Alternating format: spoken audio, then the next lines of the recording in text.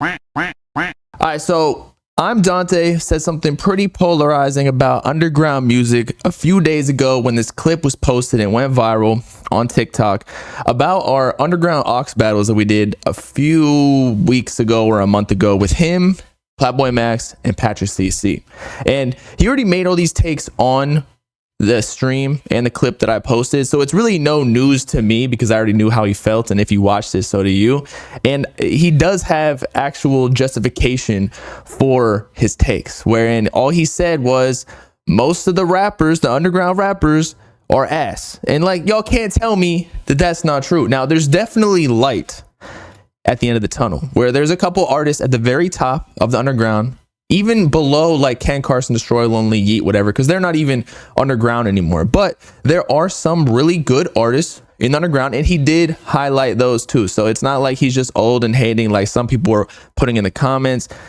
And also, I have to say that, you know, when we're like myself, I'm a little older too, right? I'm Unc at this point. imDontai's a little more, he's my Unc.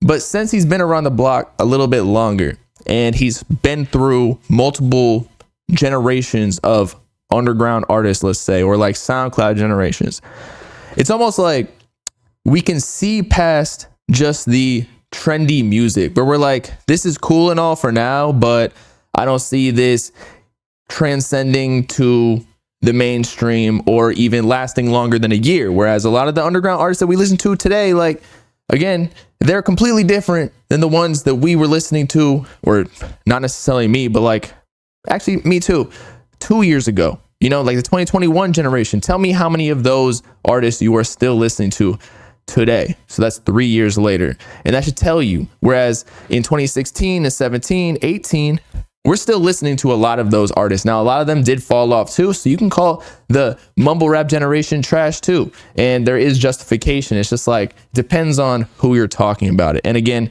he did mess with like Laser. He liked Osama Sun. He liked Until Japan. So again, he's more so talking about some of the more niche artists in this underground generation or so. But anyway, let's get to the clip so y'all can get the context. New certain artists, certain music. Ooh, that's a crazy take from you. I love that he said it, bro. There's just like, so I was in like this aux battle, and I was one of the judges, and it was just a bunch of underground artists, like, you know, SoundCloud rappers, up-and-coming artists, stuff like that. And I was just listening to some of these songs, and I'm like, either like I'm just out of it, or this is actually ass. It's like the production, the way they were rapping, and it's like they got a fan base. And I was giving my takes as a judge, and niggas in chat was saying I'm old and don't know what I'm talking about. But I feel like some people are pretending to like it just because it's like the newest cool thing to like, and I don't know. I can't stand behind it, bro. Even with some of like Cardi's songs, like he had a feat. All right, so imDontai's takes. I agree with him. A lot of the newer artists that are popping off right now, people just hop on a bandwagon or the trend to call them hard because you're almost forced into it. Because if you say they're trash or you're hating online, then you're just going to get eviscerated in every single Twitter reply or Instagram comments, you know? And so I feel like a lot of people just err on the side of being safe, of just co-signing it, when in reality they may not like it that much anyway, or they kind of get manipulated into liking it because of the algorithms on TikTok, social media in general, where like it's just so much in front of their face that they end up liking it, even if it's objectively garbage, because that's all, in all reality, what all these promotions are there for. Like all these labels paying for their artists to be posted on the pages. Y'all get what I'm saying? Where like if you see them 10 times, you're gonna end up being like, okay, fine, I'll actually tap into this artist, even if I'm not really messing with a snippet. Because if he's getting posted this much, then other people might actually like them that much that it's something to try out. But I do think a lot of people just co-sign garbage because they do want to be different and they want to be a fan of something that's not mainstream, because to like mainstream isn't cool if that makes sense. Like there's some tweet that I saw a couple of days ago where it was like Ken Carson hit Billboard. I think it was like number 79 with Overseas. And they were like, I can't listen to him anymore. I know it's a troll, the tweet, because they're still listening to him probably. But it is true that like when an artist goes mainstream, the fan base gets diluted a little bit in the lore as well. So they don't want to be a part of it anymore. It kind of happened to like Uzi and Trippie and them. Like it just happens because, again, the fans want to be a part of a stronger yet potentially smaller cult following where like everybody's very enthusiastic about it. But like once somebody goes bigger, there's a lot more casual fans in there and potentially more corny people that are outside the community that they're normally in when they listen to this music. So I think there's a lot of artists. I mean, the underground by definition is people who are not mainstream. So generally speaking, like 75+% of those artists are going to be garbage objectively, because that's just what it is. That's why they are not mainstream out the go. Because like nowadays, something will pop off really fast if it is that objectively good. Like we call Four Bats an industry plant because they only got like 4 songs. He already got signed to Drake. He already is in the studio with Kanye. However, it's still objectively good. So whether we want to call him an industry plant or not, like it still rose to mainstream for a reason. Whereas a lot of the underground ones, like no matter how much they pay in promo, I guarantee you most of them are still not making it out. In like 3 years, we're going to look back. A lot of them are still like they're not even going to be rapping anymore. They're going to be selling drugs or something.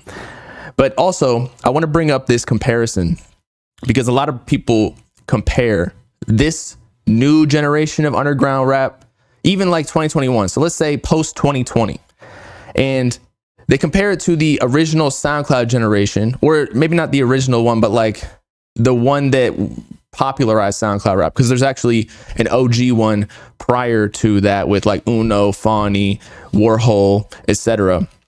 But the 2016 one, I would say like most of those artists weren't even underground in the first place. Like Uzi was never underground.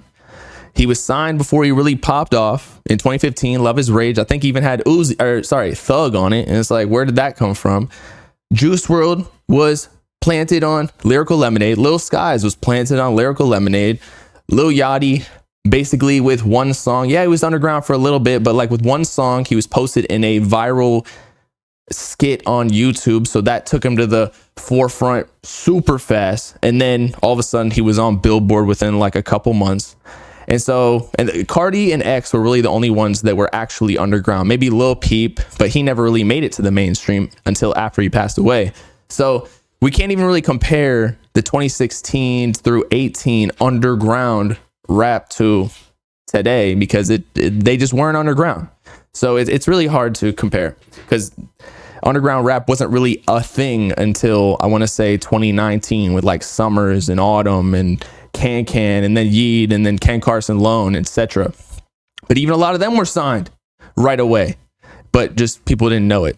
Same thing with the 2021 rappers. But I agree with imDontai's take. I don't think he's old. I just think that, you know, he was reacting to music from the 2016 era where like there was just objectively better music, and like you can just tell by the numbers. Who's the biggest rapper right now out of this generation? Yeet. And he sold 72K on his like 5th album. Like Uzi was already selling 100 on his 3rd or 4th album, or 4th, I want to say. Love Is Rage 2. But that was really when he popped off. And who else? There's Ken Carson, Destroy Lonely. Like then you got to compare him to Cardi back in that day. You got to compare him to X and Juice WRLD and Lil Skies. Just the bar is just set way too high. And so of course, when we came from that generation of music, it just doesn't hit the same, especially when we're listening to like jerk music and like super distorted music where you just can't even hear shit, or like Laser Dim, where I'm not hating on him, but it's just objectively not up to par when we talk about quality music. Like it's cool, it's fun, it's trendy, but he does need to get in the studio and actually record in a booth so that if he wants to go mainstream. It's cool for the underground because that's what kids like, but they're liking it for the wrong reasons almost, if you ask me. But anyway, yeah, imDontai's cool. He knows what he's talking about. Don't hate him. Respect your elders. Peace.